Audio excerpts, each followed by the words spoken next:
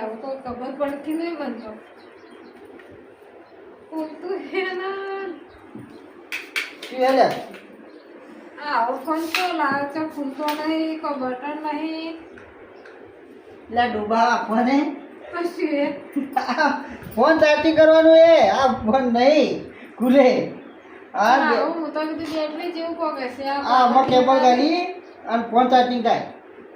Power bank કરો હું તો કીધું બેટરી આ ગાડી પાવર દે બેક કહેવાય. અને પાવર બેક કહેવાય